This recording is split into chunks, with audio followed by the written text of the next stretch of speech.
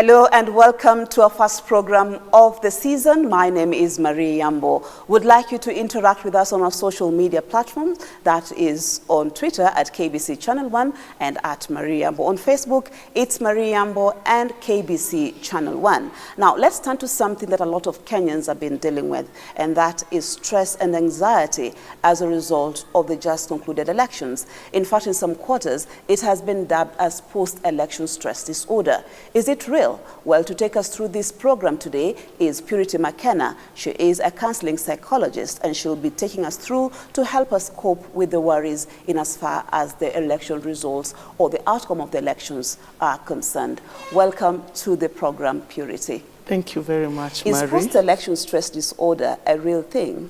Well, yeah, I will say yes, but I want to begin by just maybe making it clear for the viewers today. We will not call it post-election disorder because clearly it's not classified the way psychologists will classify disorders. However, when we look at it from a psychological point of view, what is happening to many people today is actually almost presenting like a disorder. And so when people dub it as a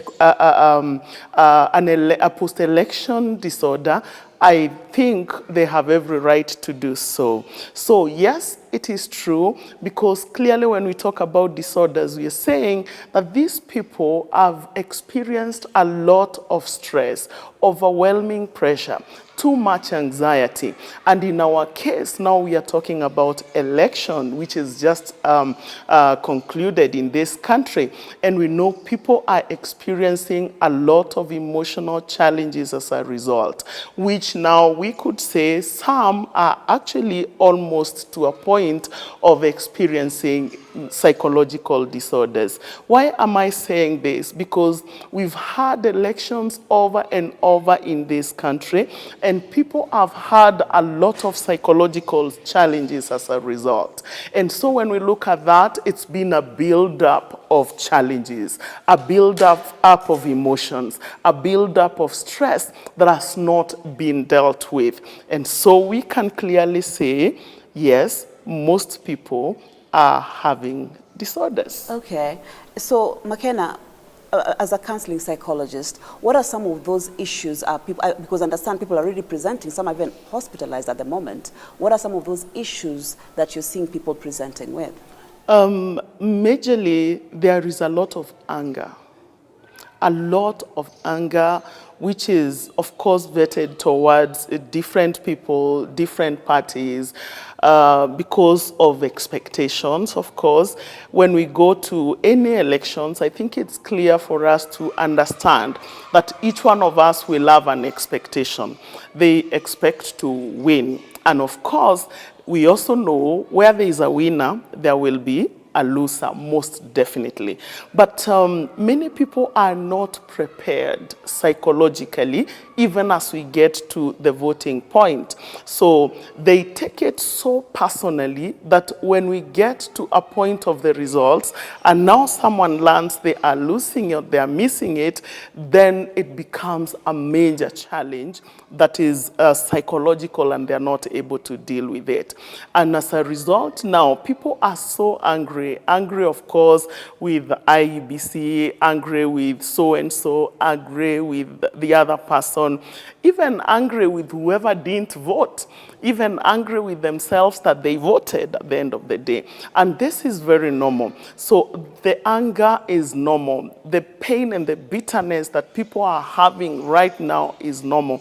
Even the excitement, because there are those people that are extremely happy as we speak. There are people who can't sleep well because they are happy, because that's how they're expressing their joy after winning. And all these are normal reactions after such an experience that we have been going through. And just apart from just the example that you've actually explained to us right now, lack of sleep, insomnia for that matter. and people having a lot of physical, can I say, exhibition of some sort of form of stress. What other physical, representation of stress would you see apart from just the running stomach and probably lack of sleep? What are other things that people should be looking at? Because there could be some Kenyans who might think like it's normal, it's gonna go, but they're not really realizing they're dealing with some form of stress. Yeah. When we talk about the loss of an election, is a loss just like any other. So people are experiencing grief. And grief presents in many ways. Physically, one will have bodily aches, like you have joint pains that you can't explain, back pains that you can't explain. You feel a lot of weight on your shoulders. It's unexplainable. Some people are going to the doctors and they're told, just relax, you're gonna be okay, because clearly the doctors cannot see the cause of this. They will do malaria tests and other tests, but not show anything. And so what the doctor will say, you need to take some rest, because clearly the person is overwhelmed emotionally, and so it is presenting physically. Other than, of course, bodily aches, we also see it in behavior, the way people are behaving. You'll see people that are becoming so like throwing tantrums every now and then. Someone that was cool, calm, and collected, suddenly you can't understand why they are becoming so irritable. Something small, they are off balance on top of the roof, because there is something that is inside that has not been expressed, and any slight opportunity to express the way they feel from within. And by the way, it is unconscious. Nobody makes a choice that, okay, Marie is saying this to me, let me retort to her. No, they don't make a choice. It is unconscious, because there is what has been pent up within them, and it can only come out from that point where Marie probably has provoked it in a particular way. So behavioral expressions. Let's talk about things like withdrawal. You've seen, I know, even in the offices, I've seen people withdrawing, literally. And somebody who was very jovial, very sociable, coming to the office in the morning and saying hi to everybody, suddenly you don't even notice when they got into the office. You only get to ask, is so-and-so around? And you're like, yeah, he's on his desk. Because there is what they are dealing with from within. They have isolated themselves. When it comes to, of course, cognitively, the way we think, the way we reason out things, the way that we make decisions, many people have been affected greatly. Because when someone goes through a particular loss in their life, and in this case, like now the elections, some were so invested into it, emotionally, financially, everything. Their lives were revolving around these elections and the outcome of it. And but in fact, we'll be getting to that. People who really were invested in this election. Yeah. There are those people who sponsored, and definitely for some, it was a do or die. Yeah. It was like, this is it, And just talking about some of the signs, we had to take a bit of time to explain, because it could become something very serious later on in life if you don't take care of it right now. And already people are dealing with the high cost of living and all that, so that in itself has exacerbated the situation. On that note, just going back to the family level, so that we don't leave that part untouched. Going back to the family level, there are couples that are honestly fighting. They never used to fight. But because of the elections now, this irritability bit is also translated into how people are relating in their own relationships. A married couple, a fiancé, and these relationships, they are not working because many people have a lot of emotions. And so they are triggered by literally everything, and making it very difficult for people to manage how they behave or react. And so families are also strained. Even in how we are dealing with children, it is also strained. It's like what we call, of course, jokingly, the kicking the cat syndrome. So this person has lost, and now they don't know who to fight. They pour it down to the wife or the husband. They don't know who else to pour it to, maybe the house girl, when it is not now the house girl, to the children. And the ripple effect of all this is actually felt even by the cat in the house, the pet in the house. And these are things that we are going to deal with over time. Yes. Well, if you're just joining us, you're watching Your Health. And right now we are with Dr.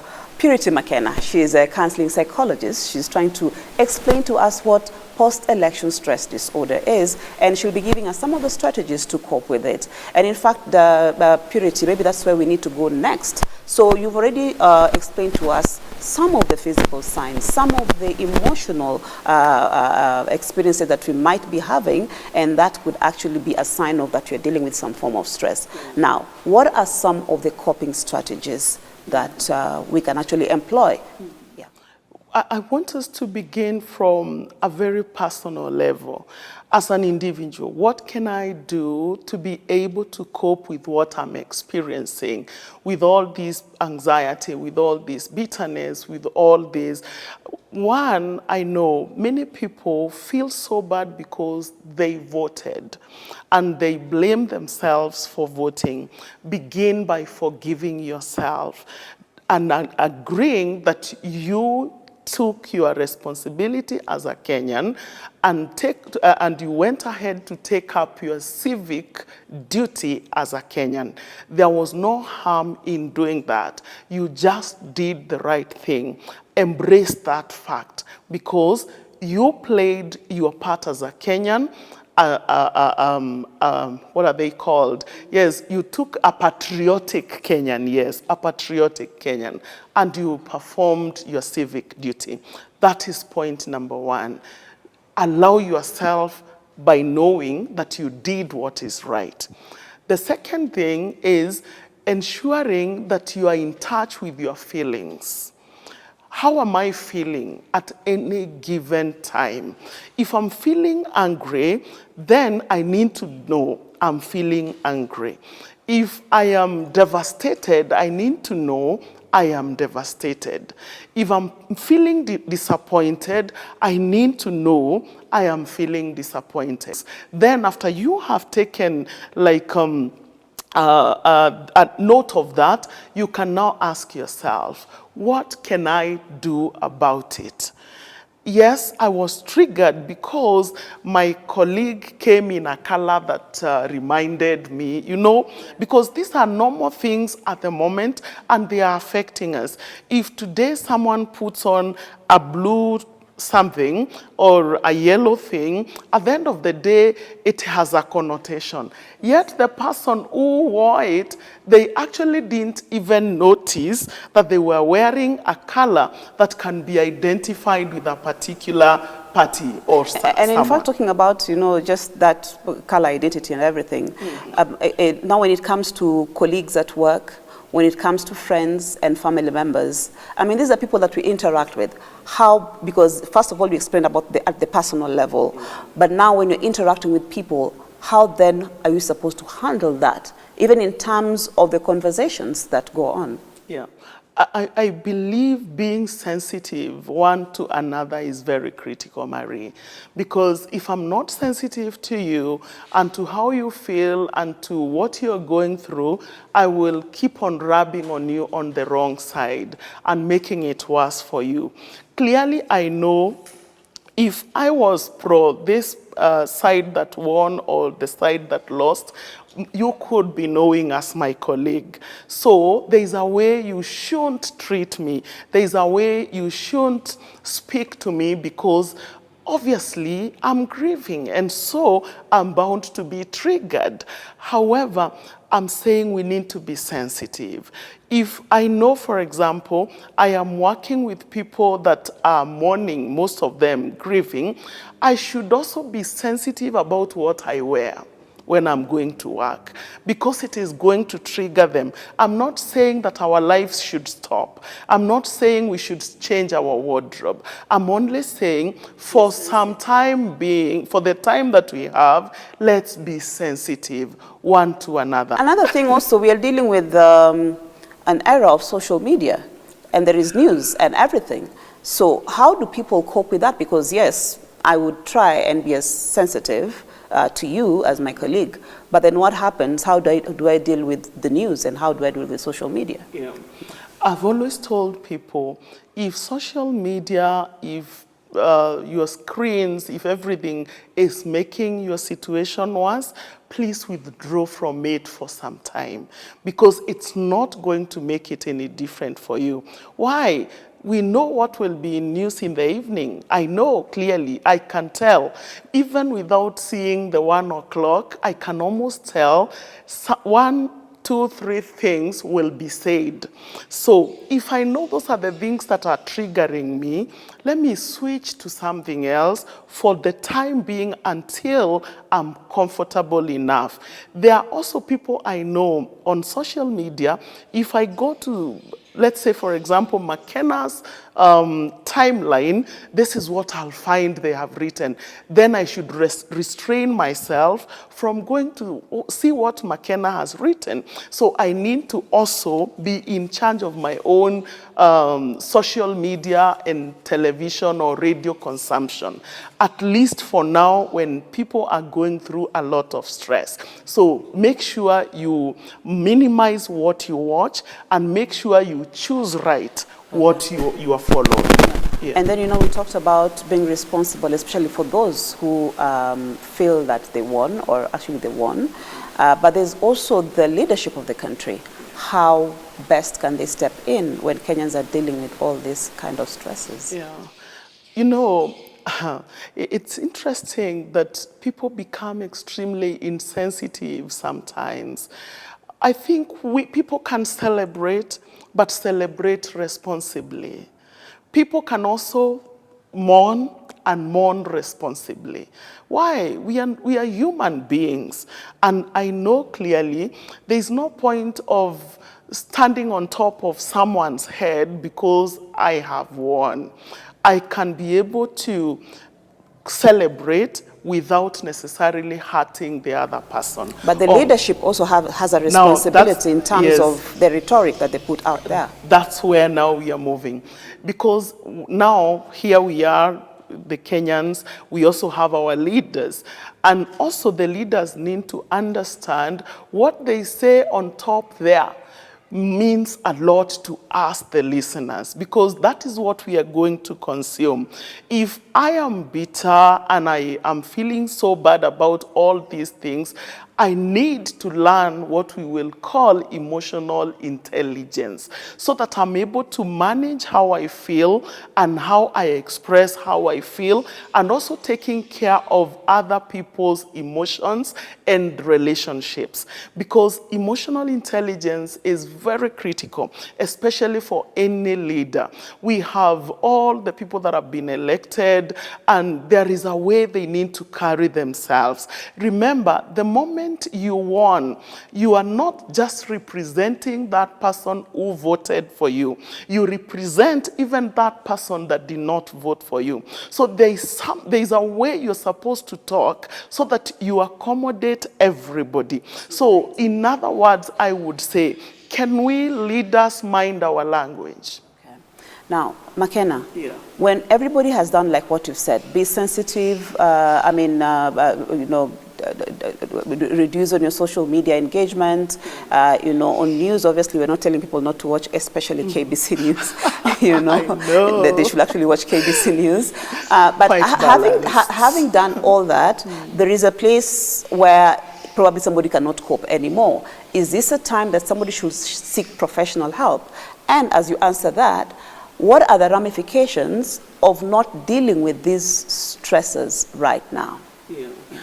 Of course, it gets to a place where even listening to friends, or friends listening to you, you doing your own meditation, you reading books, and doing something, going to the gym, to exercise, having enough sleep, it gets to a place where you don't feel like it is helping you as much.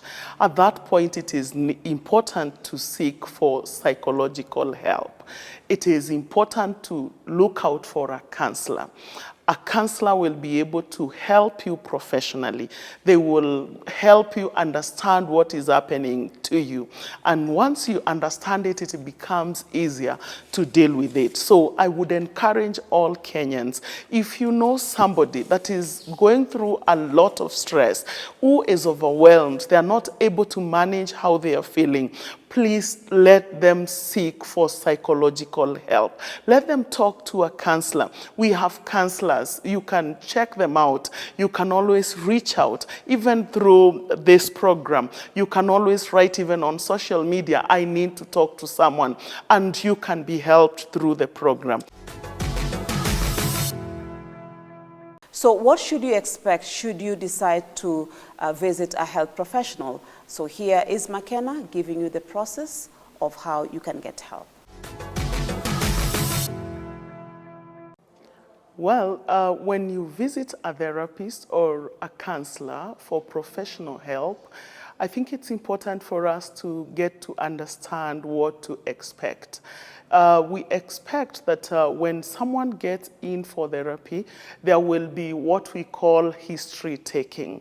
We need to get the history of the person. So the therapist or whoever is assigned to take up the history of the client that comes in will be able to sit with the client and understand or get their history. Then after you have gotten, or the therapist has been able to get the history of the client, then they will sit with that client to get to hear where they are at. What exactly has brought them to therapy?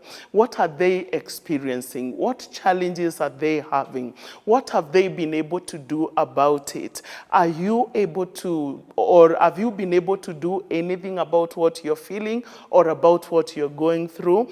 If they are not able to do anything about it, or if they have done something about it, then the therapist, of course, in a professional way, will first of all help them by normalizing how they feel. The therapist will also help you to understand what needs to be done. How can you be able to deal with the emotions that you're going through? How can you be able to change the behaviors that you have gotten into? For some people, for example, in a loss like what we are talking about right now, they may be even drinking excessively or engaging in unhealthy ways of coping.